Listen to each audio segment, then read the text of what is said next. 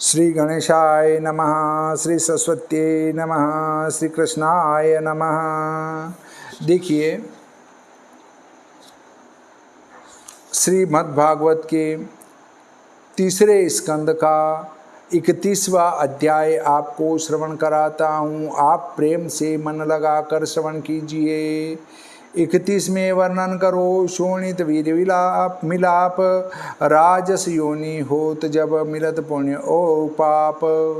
श्री भगवान कपिल देव जी बोले कि देव प्रेरित पिछले जन्मों के कर्मों के प्रभाव से देह प्राप्ति के लिए यह जीव पुरुष के वीर्य कण के आश्रय होकर स्त्री के उदर में प्रविष्ट होता है।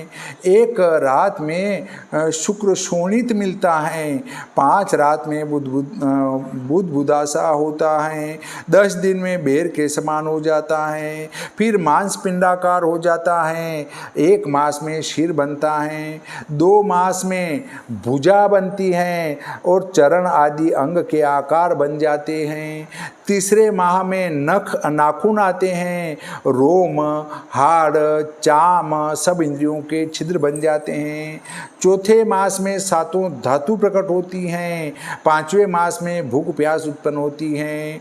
6ठे मास में जेर में लिपटा हुआ माता की दाहिनी कोख में घुमा करता है।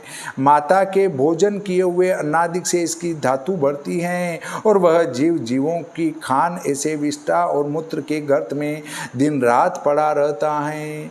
मार्कंडे पुराण में लिखा है कि स्त्री की नाभि में एक बालक की वृद्धि करने वाली आप्यायनी नाड़ी बंधी है। उसी के द्वारा स्त्रियों के खाए पिए पदार्थ का रसांश उस गर्भ को पहुंचता है और वह जीव उसी को पी पी कर दिन दिन बढ़ता है। यहाँ एक शंका उत्पन्न होती है। कपिल देव जी ने अपनी माता से कहा कि जीव यमपुरी में कष्ट भोग करके पुरुष का वीर्य होकर स्त्री के उदर में प्रवेश करता है, ऐसा हम सब सुनते हैं। बड़े आश्चर्य की बात है कि वायु रूप जीव शीशे और रांग की नाई गल कर जल रूप कैसे हो गया।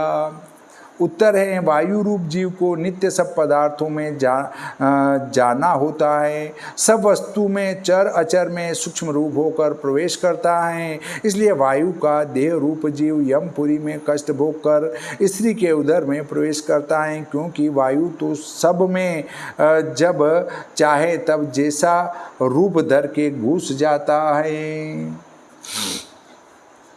सुकुमारता से गर्भ के कीड़े जो क्षण क्षण में उसको काटते हैं, उस कठिन पीड़ा से वह जीव अत्यंत व्याकुल हो मूर्छित हो जाता है। वह कृमि भूख से व्याकुल होकर जीव को सताते हैं और कीड़ों के काटे हुए गांवों पर जो जननी के खाए हुए कटु, तीक्ष्ण, उष्ण, लवण, रूखे, अम्लादि नाना भांति की वस्तु जो खाई जाती हैं, उनके लगने से उस जीव के शरीर में अत्यंत पीड़ा होती है। इसलिए गर्भवती महिला को खट्टा, गरम, नमक, मिर्ची इनको नहीं खाना चाहिए। उदर के भीतर जरायु से बंधा और बाहर जननी की आंतों से बंधा नीचे योनि की ओर सिर किए धनुष को किसी टेढ़ी पीठ झुकाए मलमूत्र में पड़ा रहता है। हाथ पांव तक नहीं चला सकता। यह माता का उदर नहीं है, बंदी गृह है। अपने तनु की चेष्टा करने का कुछ सामर्थ्य नहीं रहता। जैसे पिंजरे में पक्षी अपना मनोरथ सिद्ध नहीं कर सकता, वहाँ इस प्राणी को पिछले 100 जन्म के कर्मों की याद आती है। उस समय वह दीर्घ श्वास भरकर पश्चाताप करता है और मुख तो वहाँ नाम को भी नहीं मिलता। गर्भ के समान दुख तो न हुआ न होगा। 7वें महीने में इसको अधिक बाधा होती है। यह एक ठिकाने नहीं ठहर सकता। प्रसूतिवाद से सदा कांपता रहता है और विष्ठा के कीड़ों को अपना संबंधी समझता है।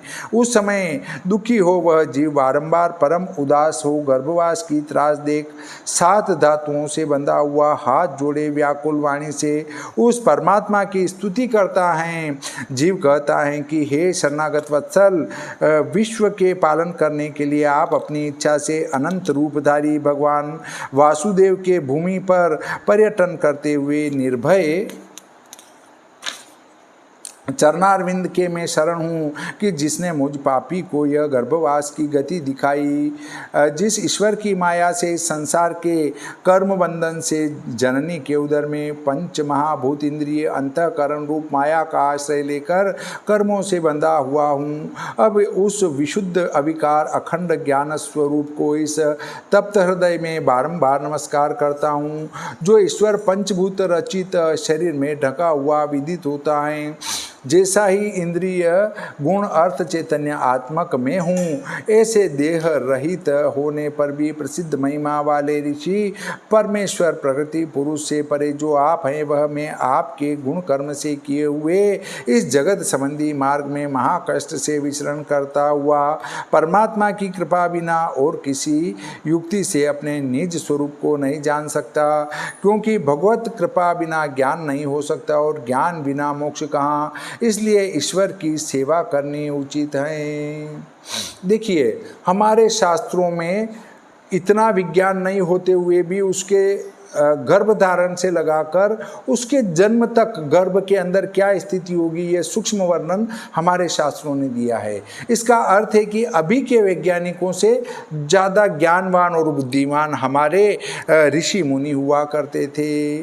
स्थावर जंगम में अनुवर्ते जिसका अंश ऐसे देव ईश्वर के बिना जो यह काल का ज्ञान मुझको हुआ, इस ज्ञान को मेरे हृदय में किसने प्रकाश किया, वह कौन है। इसलिए जीव कर्म पदवी में वर्तमान के ताप त्रय नाशार्थ उस परमात्मा को बसता हूँ। माता के देह रूपी विवर में यह तनु जठराग्नि से अति तप्त रुधिर विष्ठा और मूत्र के कूप में गिरा हुआ जीव यहाँ से बाहर निकलने के लिए अपने मासों को गिनता है और यह कहता है कि हे दीनबंधु दीनानाथ, इस जीव को यहाँ से कब निकालोगे। हे नाथ, आप बड़े दयालु हैं, आपने मुझे 10 मास को यह गति दी। हे दीनानाथ, आप अपने किए उपकार से आप ही संतुष्ट होते हो। हाथ जोड़ने के अतिरिक्त आपका प्रत्युपकार कौन कर सकता है।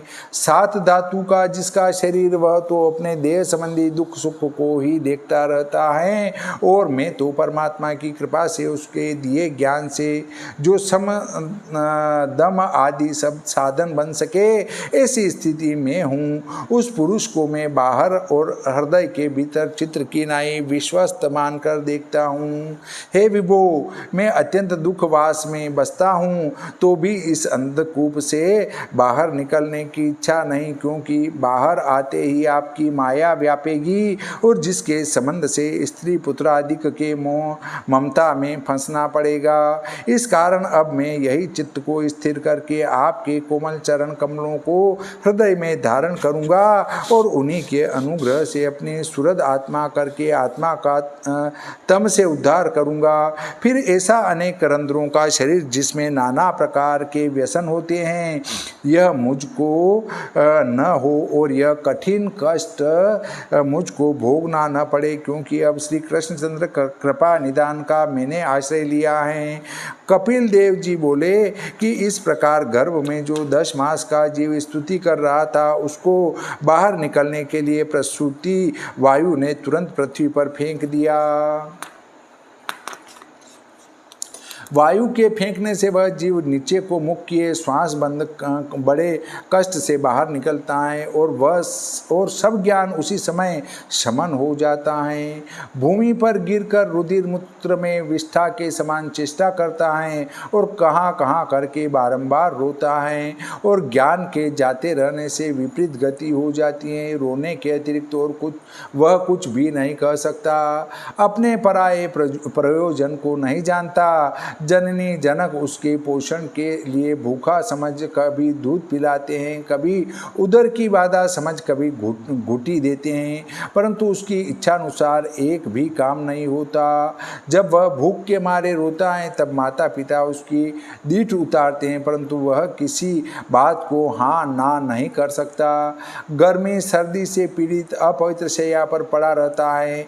मच्छर मक्खी खटमल आदि उस जीव को काटते हैं। उस समय न तो वह अपने तनु को खुजा सकता है, न उठ सकता है, न बैठ सकता है, न कोई उपाय ही कर सकता है। केवल अपनी व्यथा को आप ही जानता है। कच्ची खाल में मच्छर, डांस, खटमल आदि अनेक जीव इस जीव को काटते हैं। इसी से वह बालक बार बार रोता है, ज्ञान सब नष्ट हो जाता है। जैसे और कीड़े हैं, ऐसे इसको भी एक कीड़ा समझो। इस भांति अनेक भांति के कष्ट भोग कर फिर वह बाल अवस्था में पठन पाठन का दुख सहकर अज्ञानपन से उसको भी नहीं सीखता। खेल कूद में ही वृथा समय खोया, तब तरुणाई आई, तब मनमानी वस्तु पाकर महाअभिमानी बन अज्ञान से क्रोध और कष्ट उठाने लगा। देह के संग बड़े हुए काम क्रोध के घमंड में विषयी जनों के संग मिलकर अपनी आत्मा के नाशार्थ लड़ाई करता है। पंचभूत के देह में बारंबार यह अज्ञानी जीव अपने अभिमान से कहता है कि यह शरीर मेरा है, मैं इसका पालन करता हूँ। ऐसी असत बातें ग्रहण करने लगता है। कुमति से सुमति का नाश हो जाता है। देह के अर्थ कर्म करता है, जिस कर्म से बंधकर संसार को प्राप्त होता है। क्लेश देता हुआ जो यह शरीर है, इसके लिए यह प्राणी दिन रात कर्म किया करता है और सदा जीवन मरण के चक्र में पड़ा घूमता ही रहता है।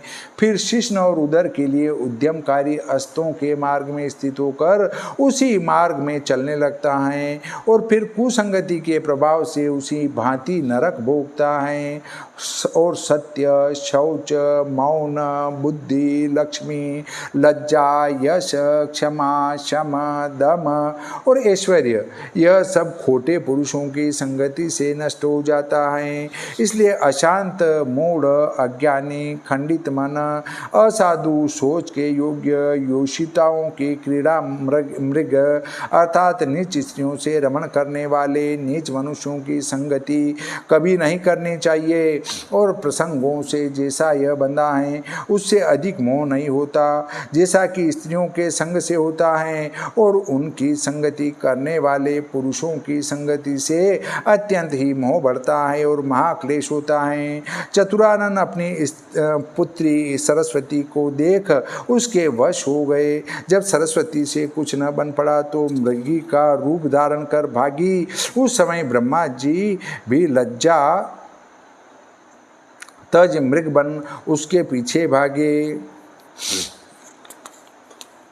जब ब्रह्मा जी जैसे ज्ञानी की यह गति है, तब उनके रचे हुए मरीचादि, उनके रचे हुए कश्यपादि, उनके रचे हुए देवता मनुष्यादि, उनमें ऐसा अखंडित बुद्धि वाला कौन है जिनका चित्त योषित रूप माया को देख खंडित न हो। एक श्री नारायण को तो हम नहीं कह सकते कि जो सब संसार के प्रलय पालन करने वाले मौन रूप धारण किए विराजमान हैं। मेरी स्त्रीमयी माया का बल देखो, जो दिशा के जीतने वाले शूरवीरों को भी केवल भ्रिकुटी चढ़ाकर अपने पांव में लुटा लेती हैं। कदाचित जो मनुष्य योग का पार पाना चाहे वह स्त्रियों का संग न करे, मेरी सेवा से आत्मज्ञानी होता है। फिर वह योगीश्वर स्त्रियों को नरक का द्वार समझता है। परमेश्वर की रची हुई स्त्री रूपी माया जो धीरे धीरे अपने निकट आए तो उसको अपनी मृत्यु जाने। जैसे तृणों से छिपा हुआ कुआं मुमुक्षु स्त्री के प्रति कहते हैं, पुरुष समान आचरण करती हुई मेरी माया उस वित्त के देने वाले को पति माने तो उस पुरुष रूप माया को मृत्यु समझे। जिससे पूर्व जन्म में आप पुरुष था, फिर मरण समय स्त्री के ध्यान में स्त्री धर्म को प्राप्त हुआ। इस भांति फिर जो पुरुष धर्म को प्राप्त होगा, फिर स्त्री की इच्छा से स्त्री होगा। पति, पुत्र, गृह रूप नारी अपनी मृत्यु जानो। वधिक के गाने और